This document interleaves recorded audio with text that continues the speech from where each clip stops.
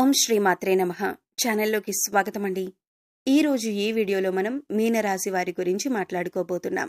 మరి జూన్ 20-21 తేదీల్లో ఈ రాశి వారి జీవితం నాశనం కావటానికి 4 ప్రధాన కారణాలేంటి అనే వివరాలు తెలుసుకుందాం.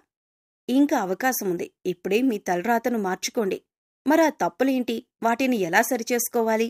అలాగే జూన్ 20-21 తేదీల్లో ఎటువంటి దేవతారాధన అలాగే పరిహారాలు చేసుకుంటే వీటికి పరిష్కారం దొరుకుతుంది అనే అంశాలను ఈ వీడియోలో మనం వివరంగా తెలుసుకుందాం.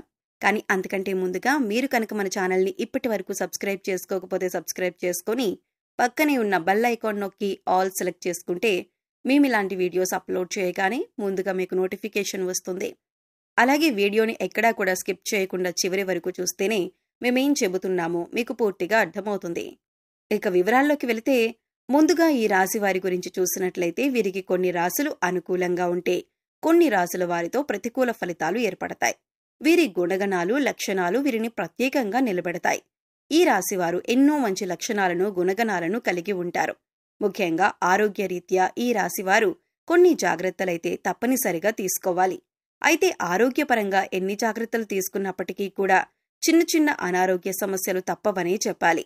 వచ్చిన ఆరోగ్య సమస్యలు ఎక్కువ కాలం ఉండకపోయినా చికాకు గురిచేస్తాయి. అందుకోసం ఆరోగ్యపరంగా ఈ రాశివారు జాగ్రత్తలు తీసుకోవాలి. మరంతేకాకుండా ఈ రాశివారు ఎవరినైనా నా అని అనుకున్నారంటే అటువంటి వారి కోసం ఏదైనా చేస్తారు. తన వారిని అనుకున్నవారు కష్టాల్లో ఉంటే వారిని రక్షించటానికి ప్రయత్నిస్తారు. మీరు కష్టాల్లో ఉన్నప్పుడు ఎదుటి వారిని ఆదుకుంటారు. అటువంటి మంచి లక్షణం ఈ రాశివారికి ఉంటుంది.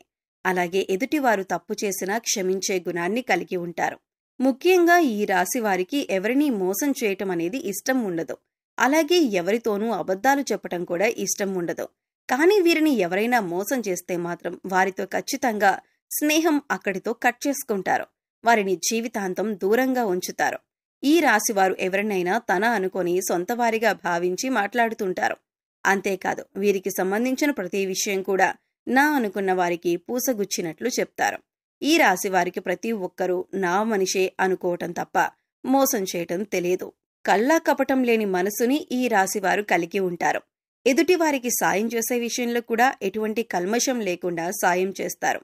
నేనెప్పుడు వీరికి సాయపడ్డాను కదా, మళ్ళీ వీరు నాకు సహాయపడాలి అనే ఆలోచన వీరికి అస్సలు ఉండదు. వీరికి వీలైనంత వరకు కూడా ఎదుటివారికి సహాయపడాలి అనే ఆలోచనతోనే ఉంటారు. ఇటువంటి ఒక మంచి లక్షణం కారణంగా ఎదుటివారు వీరిని తేలిగ్గా మోసం చేస్తారు. ఇక నా అనుకున్న వారే ఈ రాశివారి నాశనాన్ని కోరుకుంటారని కూడా చెప్పొచ్చు. అంతేకాకుండా ఈ రాశివారు గనుక ఇప్పుడు చెప్పబోయే ఈ 4 ప్రధాన కారణాలు అలాగే 4 తప్పులు ఏవైతే ఉన్నాయో వాటిని జాగ్రత్తగా విని ఇక నుంచి వాటిని చేయకుండా జాగ్రత్త పడినట్లయితే కనుక ఖచ్చితంగా ఇకపై మీకు అన్ని మంచి ఫలితాలు లభించనున్నాయి. ముఖ్యంగా ఈ రాశివారు 4 తప్పులు చేయటం వల్ల మీ జీవితంలో ఎన్నో సమస్యలు ఎదుర్కొంటారు. దాంట్లో మొదటిది, మీ కష్టానికి తగ్గ ఫలితం లేనప్పటికీ కూడా మీరు ఎన్నో రోజులుగా ఫలితం కోసం ఎదురు చూస్తూ అలానే కష్టపడుతున్నారు. అంతేకాని నేను పడ్డ కష్టానికి ప్రతిఫలం రాలేదు కదా అని ఆ పనిని మధ్యలో వదిలిపెట్టారు. ఇక ఈ రాశివారు ఏమనుకుంటారంటే ఏదైనా పని చేస్తుంటే ఇంకా మంచి ప్రతిఫలం వస్తుందేమో, ఇప్పటి వరకు పడిన కష్టం ఏదైతే ఉందో అది మనకి ఒక అనుభవంగా ఉంటుందని ఇంకా ఆ పని మీదే ఎక్కువగా కష్టపడుతూ ఉంటారు.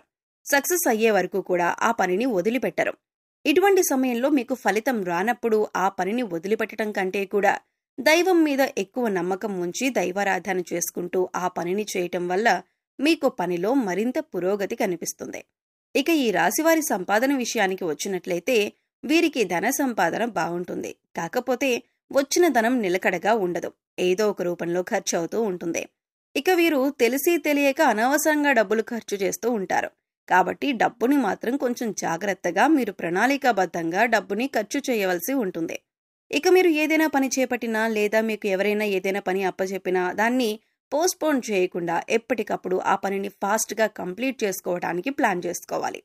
ఒక ప్రణాళిక రచించుకుని ఒక పనిని పూర్తి చేసినట్లయితే దాంట్లో ఖచ్చితంగా మీరు విజయాన్ని పొందుతారు. బద్ధకం అనేది ఈ రాశి వారికి అస్సలు పనికిరాదు. ఇక ఈ తప్పును కూడా మీరు సరిదిద్దుకున్నట్లయితే కనుక మీరు జీవితంలో పురోగతిని సాధిస్తారు. ఇక మీరు మార్చుకోవలసిన మరొక తప్పేంటంటే మీకున్న కోపం.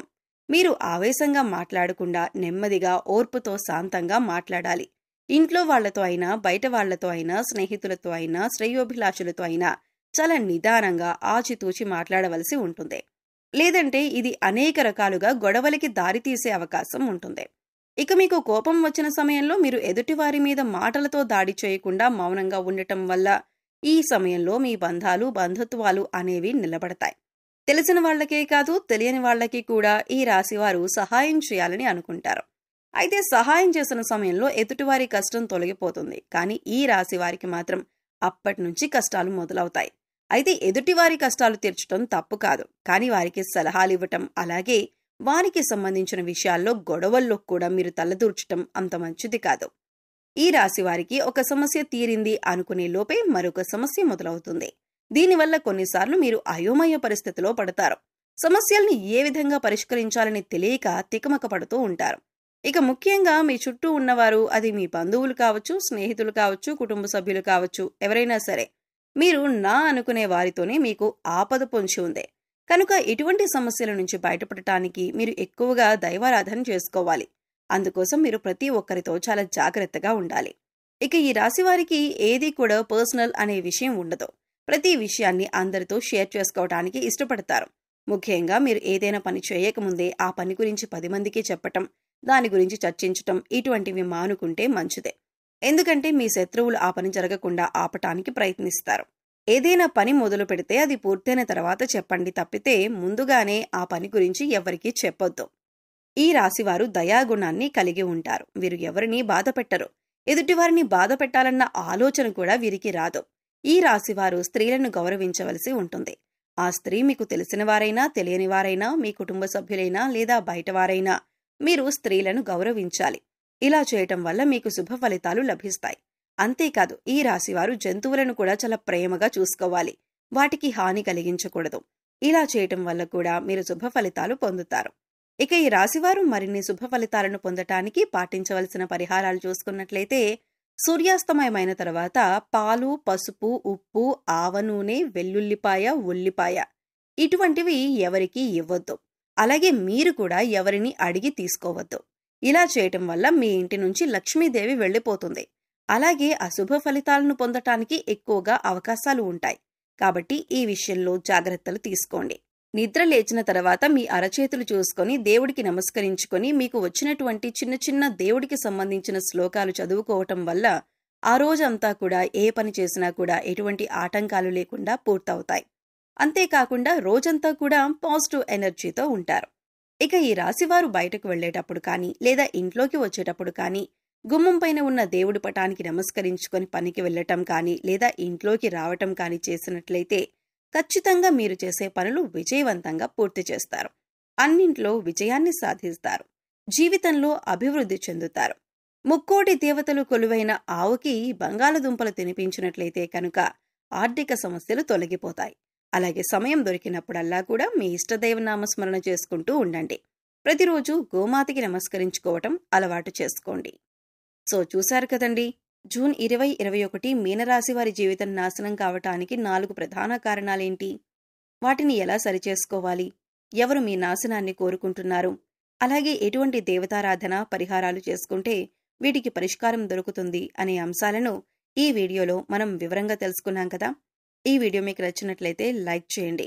మీ ఫ్రెండ్స్ అండ్ ఫ్యామిలీ మెంబర్స్లో మీనరాశి వారు ఉంటే వారితో ఈ వీడియోని షేర్ చేసుకోండి. అలాగే ఇప్పటి వరకు మన ఛానల్ని కనుక సబ్స్క్రైబ్ చేసుకోకపోతే సబ్స్క్రైబ్ చేసుకొని పక్కనే ఉన్న బెల్ ఐకాన్ నొక్కి ఆల్ సెలెక్ట్ చేసుకుంటే మేము ఇలాంటి వీడియోస్ అప్లోడ్ చేయగానే ముందుగా మీకు నోటిఫికేషన్ వస్తుంది. మరో చక్కటి వీడియోతో మళ్ళీ కలుద్దామండి. ఓం శ్రీమాత్రే నమః.